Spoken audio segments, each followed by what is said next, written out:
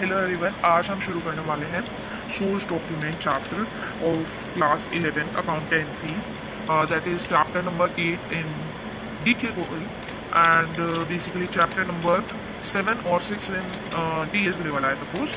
सो या चलिए शुरू करते हैं। देखो, सोर्स डॉक्यूमेंट होता क्या है।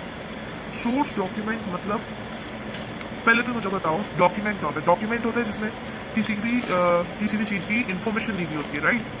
इन्फॉर्मेशन दी गई होती है in a written format. Source document में क्या होता है, सोर्स डॉक्यूमेंट में हमारे पास इन्फॉर्मेशन तो दी हुई है बट किसकी, ट्रांजेक्शन की। तो source document is a document which has source document is a written document which contains the details of the transactions, okay, and it is the evidence of the transaction and it is also the authentic proof of the transactions. Like suppose मैंने ये pen बोला, ये मैंने pen purchase किया 100 rupees का for example, right. वैसे तो ये 30-40 रुपीज़ का ही है बट मैं बता रही हूँ फॉर एग्जाम्पल मैंने ये पेन 100 रुपीज़ का परचेज किया है और आप बोलेंगे कि ये पेन तो 10 रुपीज़ का है, राइट। तो मैं आपको क्या करूँगी, मैं आपको सोर्स डॉक्यूमेंट दिखाऊंगी as a proof of this. आप कह सकते हो बिल दिखाऊंगी ना मैं आपको, तो आप मान जाओगे कि हाँ ये मैंने 100 रुपीज़ का परचेज किया है, ठीक है। तो ये होता है सोर्स डॉक्यूमेंट। सोर्स डॉक्यूमेंट हमारे लिए एविडेंस का काम भी करता है, ये ऑथेंटिक प्रूफ भी होता है इसका, ट्रांजेक्शन की करेक्टनेस को प्रूव करने का।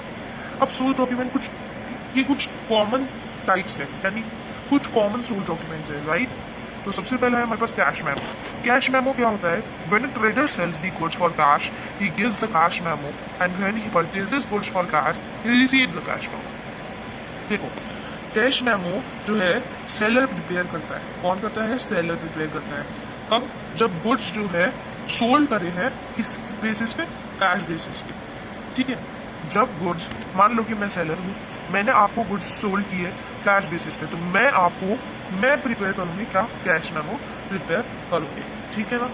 चलो नेक्स्ट है हमारे पास इनवॉइस और बिल, ठीक है। इनवॉइस और बिल, तो इनवॉइस क्या होता है और या फिर बिल क्या होता है।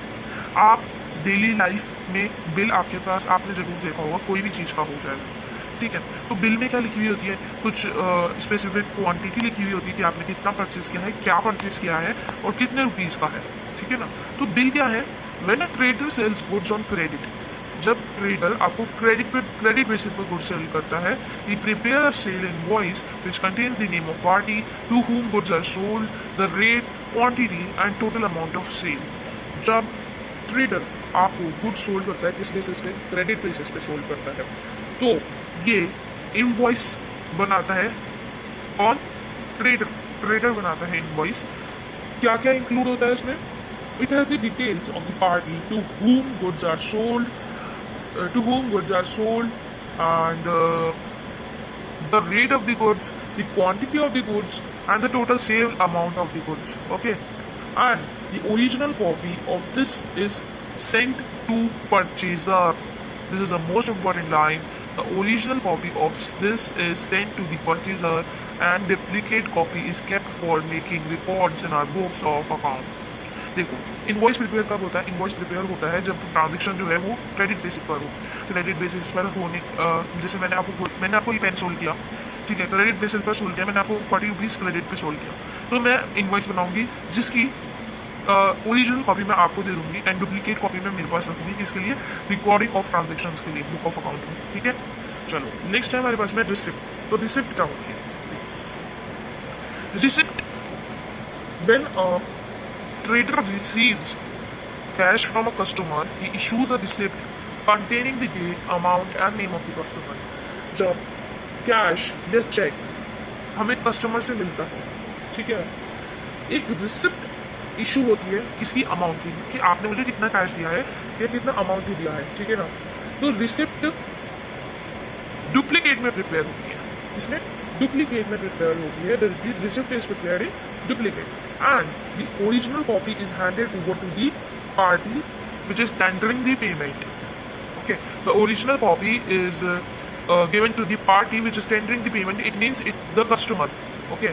And duplicate copy is kept for our recording in books of accounts, okay. Next is हमारे पास में नेक्स्ट जो है वो है डेबिट नोट, ठीक है। डेबिट नोट और क्रेडिट नोट से पहले मैं आपको पे इन स्लिप के बारे में बता दूँ। पे इन स्लिप क्या होती है? पे इन स्लिप और कैश हम चेक हम पहले करेंगे, उसके बाद में डेबिट नोट क्रेडिट नोट। पे इन स्लिप होती है, pay in slip is a source document use for depositing cash और cheque into the bank. Basically ये बैंक से रिलेटेड है, ठीक है ना, ये बैंक से रिलेटेड है। मतलब जब आप डिपॉजिट तो पे इन स्लिप आपको मिलती है, ठीक है। Pay in slip is a form available from a bank, ठीक है। अब अभी के टाइम पे बैंक जो है यूजुअली एक बॉक्स प्लेस कर देता है जिसमें चेक जो है प्लेस होते हैं along with the field play in slip, ठीक है। पे इन स्लिप आप अपने फादर से पूछना क्या होती है, वो आपको दिखा देंगे, ठीक है ना, तो फिर आपको समझ आ जाएगा। ओके, और पे इन स्लिप ऐसी दिखती है, मैं आपको भी दिखा दूंगी। अगर यहाँ पे बनी हुई है तो देख लो, देखते हैं क्या ये पे इन स्लिप है। नहीं, ये तो चेक है, देख लो चेक देख लो, पहले आप चेक देख लो, ठीक है ना। चेक कुछ इस टाइप का होता है जिसमें रुपीज़ लिखने होते हैं, अकाउंट नंबर लिखा हुआ होता है, साइन करने होते हैं एंड अमाउंट लिखनी होती है, डेट लिखनी होती है, ठीक है ना। चलो, पे इन स्लिप भी मैं आपको दिखा दूंगी अभी, एक मिनट। तो देखो, पे इन स्लिप कुछ इस तरह की दिखती है। ये है ना ग्रीन कलर का टाइप का पेज आता है जो आपको बैंक से मिलता है, ठीक है ना। तो ये आप अपने फादर से पूछना, आपको दिखने को मिल जाएगी, ठीक है ना। सबके पास होती है जिनका बैंक अकाउंट है, ओके। अब बात करते हैं चेक। चेक तो आपको बताइए क्या होता है। Cheque is an order in writing drawn upon bank पे स्पेसिफाइड। अब देखो, ये फालतू डेफिनेशन है, मैं आपको इजी डेफिनेशन बताती हूँ। Cheque is a written document, ठीक है, drawn upon the bank with which the account is held and is payable on demand, ठीक है ना। मतलब जब चेक जो है वो बैंक में हम डिपॉजिट करते हैं और उसको हम इसमें ये लिख के बताते हैं कि हमें इतनी अमाउंट विड्रॉ करनी है, इतनी अमाउंट हमें किसी और अकाउंट में डालनी है। तो ये बेसिकली इसका काम करता है चेक, ठीक है ना। ये काम कौन करता है? चेक करता है। और बैंक जो है वो चेक फॉर्म सप्लाई करता है। क्या करता है? बैंक जो है चेक फॉर्म सप्लाई करता है और हर एक चेक का काउंटर फॉइल होता है, ठीक है ना। हर एक चेक का काउंटर फॉइल होता है, ठीक है। चलो, अब बेसिकली बात करते हैं डेबिट नोट और क्रेडिट नोट के बारे में, ठीक है ना। थोड़ा सा ब्रॉड टॉपिक है, ध्यान से सुनना। डेबिट नोट क्या होता है? डेबिट नोट बेसिकली जब हम गुड्स को रिटर्न करते हैं, किसको? सप्लायर को, हम क्या बनाते हैं? डेबिट नोट बनाते हैं और वो सप्लायर को भेजते हैं किसके साथ में? गुड्स के साथ में, ठीक है ना। तो debit note is a document which indicates that the suppliers account is being debited. मतलब मान लो कि मैंने ये पेन मुझे पसंद नहीं आया और मैंने ये वापस से रिटर्न किया, और मैंने रिटर्न करते समय एक डेबिट नोट मैं बनाऊंगी जिसमें मैं सारी इंफॉर्मेशन लिखूंगी, और ये एक ऐसा डॉक्यूमेंट होगा जो दिखाएगा कि सप्लायर के अकाउंट में डेबिटेड हुआ है कि नहीं, यानी उसको मिला ये चीज़ या नहीं, ठीक है। It is a source document which contains the date of transaction, name of account, amount and the reasons for the debit. ये देख सकते हो, कुछ इस तरह का होता है ये डेबिट नोट, है ना। इसमें नेम होता है, डेट होती है, ठीक है ना, और आपकी अमाउंट होती है और रीज़न होता है कि क्यों हुआ है, ठीक है ना। और इसमें भी डुप्लीकेट कॉपी जो है वो हमारे पास रहती है और ओरिजिनल वाली सप्लायर को दे दी जाती है, ठीक है। अब देखो क्रेडिट नोट क्या होता है। क्रेडिट नोट कुछ इस तरह का होता है। क्रेडिट नोट तब मिलता है जब when goods are received back from a customer, credit note is sent to him indicating that the customer account has been credited in our books.